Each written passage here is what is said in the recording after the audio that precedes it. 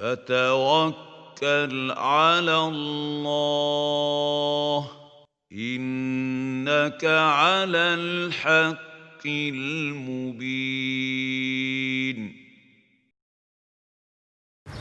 Terkait dengan pertanyaan terakhir, sebuah usaha yang saya pahami tadi, jasa penyewaan mobil ya. Jadi, jual beli. Kalau jual beli itu tidak ada masalah, ada kredit, beda harga. Kalau cash sekian, kalau kredit sekian, itu tidak ada masalah. Yang penting di kreditnya itu jangan ada tambahan saja. Kalau ada keterlambatan jangan ada denda. Ya. Jelas ya? Adapun kalau dia mengatakan misalnya mobil ini kalau cash 200 juta, kalau dicicil selama 1 tahun maka dia menjadi 220 juta nilainya atau 240, itu tidak ada masalah. Menurut pendapat mayoritas ulama, bahkan sebagian ulama mengatakan itu adalah hal yang disepakati tentang bolehnya. Disepakati tentang bolehnya. Nah itu kalau jenis kreditnya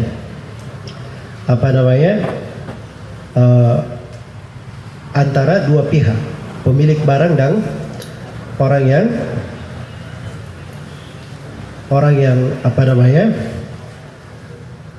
orang yang mengkredit itu sendiri. Baik, dan terakhir di sini mungkin perlu saya jelaskan ya tentang kredit itu. Kredit itu kalau ditanya apa hukum kredit, jawabannya kredit itu ada yang dibolehkan, ada yang tidak dibolehkan. Saya tadi berbicara tentang sudut yang dibolehkan. Iya. Bagaimana bentuk-bentuknya? Ya mungkin saya bisa dekatkan ya, kredit itu kalau saya berikan gambaran ada 5 bentuk. Bentuk yang pertama namanya BU taksir. Iya. Nah, ini yang saya terangkan tadi tentang bolehnya itu. BU taksir. Jadi saya punya barang, ini saya katakan saya jual dengan harga 12 juta, dicicil selama 10 bulan. Setiap bulan bayar 1 juta. Maka ini tidak ada masalah. Baik. Yang kedua ada namanya al-inah. Jual beli dengan cara apa? Al-inah. Al-inah ini riba yang diharamkan. Ya, riba yang diharamkan. Bentuknya seperti sekarang ini, ada showroom mobil, dia punya 2 divisi, ada bagian pembelian, ada bagian penjualan. Iya. Seorang si A dia masuk ke showroom ini, dia masuk di bagian pembelian, apa di bagian penjualan. Diambil mobil harganya 240 juta dengan cara kredit. Dengan cara kredit. Iya. Karena memang orang ini dia tidak perlu mobilnya, dia memang perlu duit 200 juta. Maka setelah selesai dia beli mobil ini, dia cicil 240 dengan akad yang sudah dipastikan sekian bulan. Nah, dia pergi ke bagian pembelian, dia jual mobil itu lagi ke perusahaan yang sama. Ya, ini mobil ini saya mau jual. Dia jual di sini 200 juta, dihargai 200 juta. Jadi sudah selisih berapa? 40 juta. Dia nggak ada masalah jual 200 juta karena dia perlu modal. Dia perlu modal. Akhirnya disebut inah namanya. Jadi inah itu dia membeli barang secara kredit dari orang, lalu dia jual ke orang yang sama secara cash. Dia jual ke orang yang sama secara apa? Secara cash. Ini disebut al-inah dan ini hukumnya haram. Yang ketiga ada namanya bai'ul murabaha lil amir bisyara'. Iya, atau sebelum ke sana, yang ketiga ada namanya at-tawarruk, masalah tawarruk.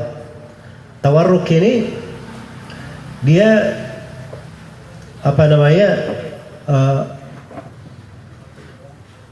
dia menjual barang atau dia beli barang dari si A. Ya, saya misalnya beli barang dari si A secara kredit, lalu saya jual kepada si B, pihak yang ketiga, bukan kepada si A juga. Saya jual kepada si B, pihak yang ketiga. Ya. Apakah ini dibolehkan atau tidak? Ini letak silam pendapat di tengah para ulama. Dan yang benarnya itu adalah hal yang dibolehkan. Dan ini solusi syar'i untuk permodalan. Ya, untuk permodalan di masalah apa? Tawarrukin. Baik. Kemudian yang keempat, jadi bedanya tipis ya antara yang pertama, yang kedua dan ketiga. Cuman dia jual kemana saja. Kalau yang dilarang tadi ini antara dua belah pihak. Ya, ada kredit dan ada penjualan antara kedua belah pihak. Kalau yang ketiga tadi dia jual ke pihak yang ketiga. Dia jual ke pihak yang ketiga. Masalah yang keempat, ini yang banyak terjadi sekarang ya. Masalah yang keempat namanya bai'ul murabahah lil amir bisyara'. Iya. Saya tidak punya duit. Saya ingin mobil. Saya ingin mobil, saya datang pergi kepada si A. Saya katakan kepada si A, tolong belikan mobil itu. Harganya 240 juta. Saya ingin cicil 1 juta, saya ingin cicil 10 juta per bulan. Berarti selama 2 tahun ya. Ya. Harganya 200 juta kalau cash. Tapi saya bilang kepada si A, kau beli mobil itu, nanti saya cicil kepada kamu 240 juta. Kata si A, nggak ada masalah. Ya. Dia pergi beli mobil itu. Terus saya cicil dari si A. Ini boleh atau tidak? Ya, ini yang sekarang yang hampir di setiap penjualan itu seperti ini bentuknya. Ya, penjual motor, penjual mobil dia tidak mengkreditkan, tapi ada pihak yang ketiga, leasing ya, yang mengkreditkan. Ini boleh atau tidak? Ini juga letak silam pendapat di tengah para ulama, khususnya di masa sekarang, sebab ini banyak terjadi di masa sekarang. Dan yang benarnya itu boleh dengan 3 syarat. Boleh dengan 3 syarat. Syarat yang pertama, pihak pemodal dia beli barang itu dulu cash. Dia beli barang itu dulu, dia miliki dahulu, baru setelah itu transaksi dengan pihak pemesan. Jelas ya? Itu syarat yang pertama. Jadi dia miliki dulu barang, supaya dia jangan jatuh di dalam larangan menjual sesuatu yang bukan miliknya. Kemudian syarat yang kedua, kalau terjadi kerugian atau terjadi sesuatu pada saat proses pembelian, maka itu tanggungan si pemodal. Saya datang kepada si A, belikan saya mobil tadi itu yang 200 juta. Si A pergi beli. Ya. Begitu selesai dibeli oleh si A, dibawa ke rumahnya, tengah jalan ternyata mobilnya kecelakaan. Saya belum transaksi dengan si A. Maka di sini yang menanggung kerugian itu adalah si A. Jangan dibebankan ke saya, harus dia menanggungnya. Terus syarat yang ketiga, kalau saya batal untuk membeli, saya pemesan, saya batal untuk membeli, si A tidak boleh memaksa saya untuk membeli. Dia boleh memaksa untuk membeli. Nah, itu baru pebisnis namanya. Ya, enggak apa-apa, kamu beli, enggak ada masalah.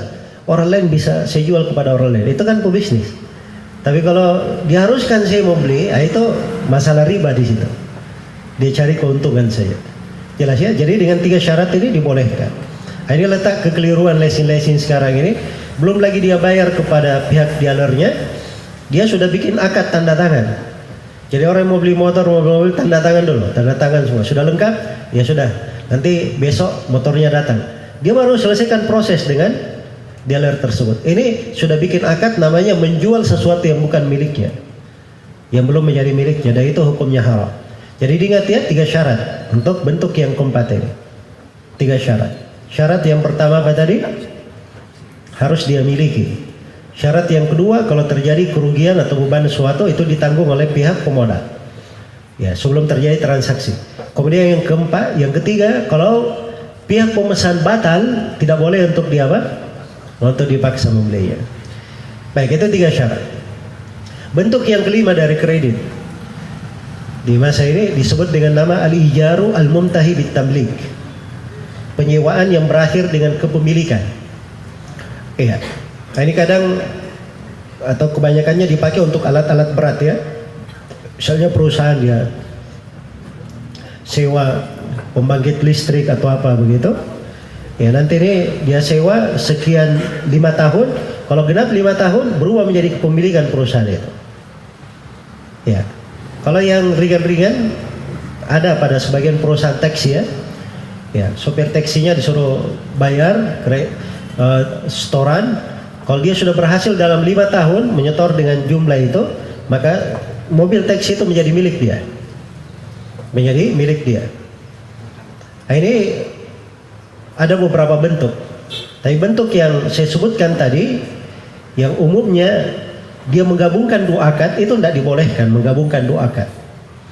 Jadi akadnya penyewaan, setelah itu berakhir dengan pemberian atau penjualan. Nah, itu menggabungkan 2 akad namanya. Dan itu adalah hal yang tidak dibolehkan. Ya, tapi ada sebagian bentuk yang dibolehkan, dan itu ada rincian-rinciannya. Hanya saja saya ingin memberi gambarannya bahwa bentuk kredit itu banyak, bukan hanya satu jenis saja. Wallahu ta'ala. Baik, selesai.